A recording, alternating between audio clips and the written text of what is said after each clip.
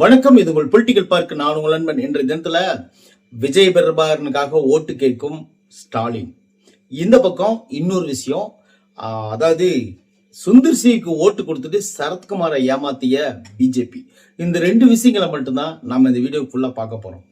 முதல் விஷயத்தை நம்ம பார்த்துருவோம். அது என்னன்னு பாத்தீங்கன்னா, விஜய் பிரபாகரன் அவர்கள் விருதுநகர் தொகுதியில நிக்கிறாரு. அவர் ஆல்ரெடி விருதுநகர் தொகுதியில் தான் நின்னாரு. அந்த தொகுதியில அவர் தோத்துட்டார். இப்ப அதே தொகுதியில் அதாவது தேமுதிக சார்பா திமுக கூட்டணியில நிக்கிறாரு முரசு சின்னத்துல. இன்னைக்கு அவர் ஆதரிச்சு ஐயா ஸ்டாலின் அவர்கள் இன்னைக்கு பிரச்சாரம் பண்ணாரு. அந்த பிரச்சாரத்துல அவர் என்ன பேசினாரு அப்படிங்கிறது ஒரு சின்னதா ஒரு கிளிப்பா பார்த்திருக்கோம். அவர் என்ன பேசினாருன்னு பாத்தீங்கன்னா, அதாவது விஜய பிரபாகரனுக்கு ஓட்டு கேட்டு நான் வந்திருக்கேன் முதலமைச்சரா, இது என்ன பால்ய காலத்துக்கே என்ன கூட்டிட்டு போயிருச்சு அப்படிங்கிற மாதிரி ஒரு விஷயத்த சொன்னாங்க. என்னப்பா பால்ய காலத்துக்கு நீங்க போனீங்க அப்படின்னு சொல்லிட்டு கேட்டோம்னா, அதாவது மக்கள் ஆணையிட்டால் அப்படிங்கிற ஒரு படத்துல கிட்டத்தட்ட ஒரு வேட்பாளரா விஜயகாந்த் அவர்கள் இருப்பாங்க.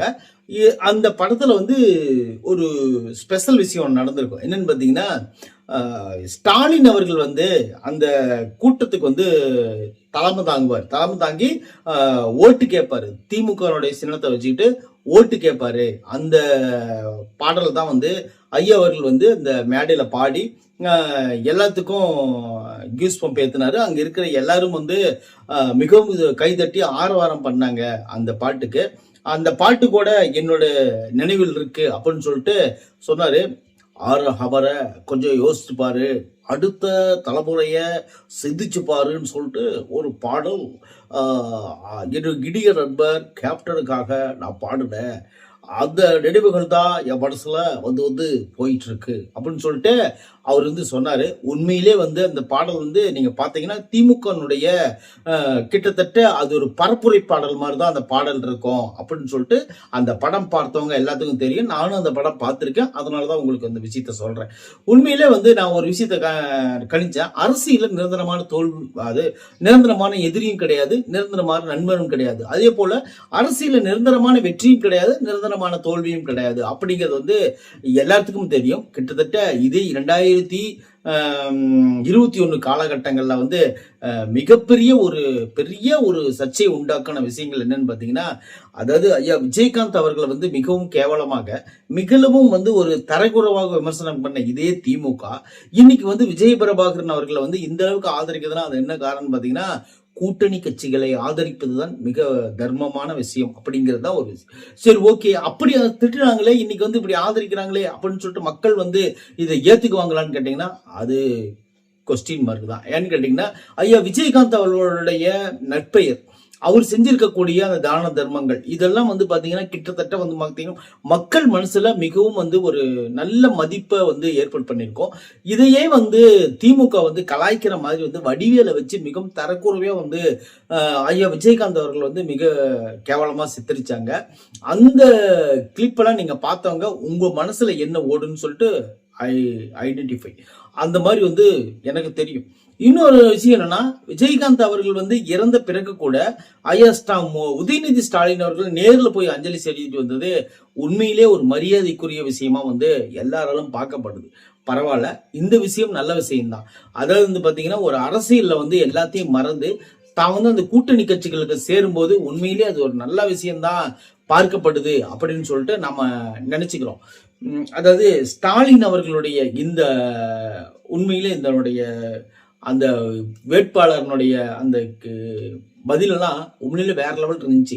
அவருடைய ஒவ்வொரு இடத்துலையும் பரப்புரை பண்றதெல்லாம் உண்மையிலே ஒரு இளைஞனா மாறிட்டு இருக்காரு ஸ்டாலின் அப்படின்னு கூட எல்லாராலும் பாராட்டப்படுறாரு அப்படின்னு சொல்லிட்டு நம்ம பார்க்கப்படுது. ஐயா உதயநிதி அவர்களுக்கு அப்புறம் ஸ்டாலின் அவர் மிந்திட்டு போயிடுவாரு, அந்த மாதிரி பரப்புரை பண்ணிட்டு இருக்காரு. இந்த வயசுலயும் அவர் போய் இந்த வேலை செய்யறாருன்னு சொல்லிட்டு திமுக தொண்டர்கள் அனைவரும் உற்சாகமா பாராட்டிட்டு இருக்காங்க அப்படின்னு பார்க்கப்படுது. சரி, ஓகே. ரெண்டாவது விஷயமா நம்ம பார்க்க போறது என்னன்னு பாத்தீங்கன்னா, சரத்குமாரை ஏமாற்றிய பிஜேபி. சரத்குமாரை ஏன் ஏமாத்தணும்? அவர் என்ன பண்ணாரு பிஜேபியில? சரத்குமார் ஏன் ஏமாத்தணும் பாத்தீங்கன்னா, அதாவது தொடங்கப்பட்ட தன் ஜாதி கட்சியான சமத்துவ மக்கள் கட்சி அப்படிங்கிற ஒரு கட்சிய திடீர்னு தூக்கி எரிஞ்சிட்டு, அதாவது சுத்தமா களைச்சு விட்டுட்டு நான் போய் பிஜேபியோட தொண்டனா சேர்ந்துக்கிறேன்னு சொல்லிட்டு பிஜேபியோட போய் இணைச்சுக்கிட்டாரு சரத்குமார். ஏன்னு கேட்டீங்கன்னா அவங்க அங்க இணைச்சதுக்கு அப்புறம் ஏதாவது ஒரு பதவி கொடுப்பாங்கன்னு சொல்லிட்டு இணைஞ்சிருந்தா பரவாயில்ல. இவர் என்ன பதவி எதிர்பார்த்திருக்காருன்னு பாத்தீங்கன்னா மாநில தலைவர் பதவி எதிர்பார்த்திருக்காரு. ஐயா அண்ணாமலை இருக்கும்போது தான் போய் இணைஞ்சார். சரி, ஓகே, அண்ணாமலை இருக்கும்போது இணைஞ்சாருன்னு பாத்தீங்கன்னா அதுக்கு முக்கியமான காரணம் பாத்தீங்கன்னா அதுக்கு அண்ணாமலைக்கு அப்புறம் அந்த பதவி நம்மளுக்கு தான் கிடைக்கும் அப்படிங்கிற மாதிரி ஒரு மைந்தாட்டோட போயிருப்பாரு அப்படின்னு சொல்லிட்டு அந்த வட்டாரங்கள் சொல்லப்படுது. ஆனா உண்மையிலேயே ஒரு மைந்தாட்டோடு போனாரான்னு பாத்தீங்கன்னா அவருக்கும் ஒரு ஆசை இருக்குல்ல, எல்லாத்துக்கும் இருக்குல்ல, அந்த மாதிரி அவருக்கும் ஒரு ஆசை இருந்திருக்குது. ஆனா அந்த ஆசை நிராசை ஆகும் அளவுக்கு திடீர்னு அண்ணாமலை அவர்களுக்கும் எடப்பாடி பழனிசாமி அவர்களுக்கும் சண்டை வந்த உடனே நான் உங்க கூட்டணிக்கு வரணும்னா அண்ணாமலை தலைவராக இருக்கக்கூடாது அப்படின்னு சொல்லிட்டு எடப்பாடி கேட்டுக்கொண்டதன் விதமாக அதனால உடனே அவசரமா வந்து ஏப்ரல் 10 போன வருஷம் தலைவரை மாத்தினாங்க. அப்படி மாத்தும் போது நயினார் நாகேந்திரன் அவர்களை வந்து அந்த ஏரியாவுக்கு தலைவரா போட்டாங்க. ஆனா அந்த தலைவர் என்ன பண்ணிட்டாருன்னு பாத்தீங்கன்னா இன்னைக்கு அவரு தான் வழி நடத்திட்டு போறாரு. அந்த தலைவர் பதவி மீண்டும் நம்மளுக்கு கிடைக்க வாய்ப்பு இருக்கா அப்படின்னு சொல்லிட்டு கேட்டுக்கிட்டு இருந்த காலத்துல இப்ப ஏதோ சீட்டாவது கிடைக்குமா அப்படின்னு எதிர்பார்த்தாரு. எந்த பொறுப்புமே கொடுக்கல அப்படின்னு முடிவானதுக்கு அப்புறம் ஒரு பிரஸ் மீட்டை வச்சு சரத்குமார் அவர்கள் வந்து மிகவும் பேசி பார்த்தாரு. அப்பயும் வாய்ப்பு இல்லை. இன்னைக்கு எந்த இடத்துலயும் ஒரு சீட்டு கொடுத்த பாடு இல்லை. இப்ப ஐடியா பண்ணாரு. என்ன பண்ணாருன்னு பாத்தீங்கன்னா சரி, ஓகே, நம்ம அரசியல் விட்டு வெளியே ஒருவேளை விஜய் பேசினாதான் நம்ம சீட்டு கொடுப்பாங்களோ அப்படின்னு பேசி பார்த்தாரு. அங்கேயும் வாய்ப்பு இல்லை அப்படின்னு முடிவாகி போச்சு. சரி, ஓகே, அந்த விஷயம் அப்படியே இருக்கட்டும். ஆனா சைலண்டா வந்து பால் அடிச்சது யாருன்னு பாத்தீங்கன்னா குஷ்பு தான். குஷ்பு பிஜேபியில் இருக்கிறதுனாலயே 28 தொகுதியில ஏற்கனவே குஷ்பு வந்து 1000 விளக்கு தொகுதியில் நின்று எழிலன் கிட்ட தோந்துட்டாங்க. குஷ்பு வந்து பிஜேபியில வந்து தாமரை சின்னத்தில் நின்னாங்க. எழிலன் வந்து திமுக சின்ன சிம்பிள் நின்னாங்க. திமுக சிம்பிள் நின்று எழிலன் வந்து ஜெயிச்சிட்டாரு. 1000 விளக்கில் நின்ன அக்கா தோத்துட்டாங்க, குஷ்பக்கா. இப்ப குஷ்பக்கா தோந்ததுனால மீண்டும் அவங்களுக்கு சீட்டு கொடுக்க வேண்டாம் அப்படின்னு சொல்லிட்டு முடிவெடுத்தவங்க அதிமுகவை ரெக்வஸ்ட் பண்ணி கேட்டுக்கிட்டு குஷ்புக்காக மதுரை மத்திய வந்து சுந்தர்சி அவர்களுக்கு வந்து ஒதுக்கி கொடுத்துருக்காங்க அப்படின்னு ஒரு நியூஸும் நம்மளுக்கு கிடைக்குது. ஆக மொத்தம் சுந்தர்சி அவர்கள் வந்து மதுரை மத்தியில் நிக்கிறதுக்கு முக்கியமான காரணம் யாருன்னு பாத்தீங்கன்னா குஷ்பு தான். குஷ்பனுடைய அந்த உந்துதல் தான் பிஜேபி வந்து ஈஸியா சீட்டை வந்து சுந்தர்சி அவர்களுக்கு ஒதுக்கி இருக்கு அப்படின்னு சொல்றதுதான் உண்மையான விஷயம். இப்ப வந்து சரத்குமாருக்கு சீட் இல்லைன்னு சொல்றதும் இந்த பக்கத்து வந்து குஷ்புக்காக போராடி அதிமுக ஒரு சீட்டு வாங்கி கொடுத்ததையும் இப்ப ரெண்டையும் ஈவன் பண்ணி பாத்தீங்கன்னா உங்களுக்கு தெரியும்.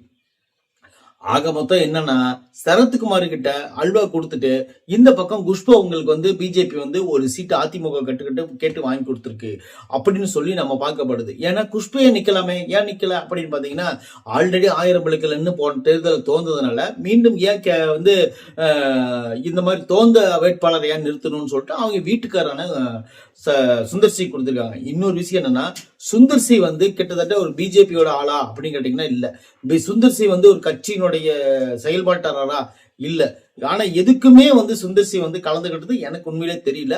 ஆனா குஷ்புக்காக மட்டும்தான் இந்த சீட்டை அவங்களுக்கு ஒதுக்கி கொடுத்துருக்காங்க. இன்னைக்கு அவர் பேசும்போது கூட மதுரை மத்தின்னு சொல்லாம திருச்சியில இருக்கிற எல்லாரும் சொன்னாங்கன்னு சொல்லிட்டு தன்னுடைய தொகுதியவே மாத்தி சொல்றாரு. அந்த அளவுக்கு தான் அவர் வந்து புரிஞ்சு வச்சிருக்காரு கட்சியோடைய பிரச்சனைங்க.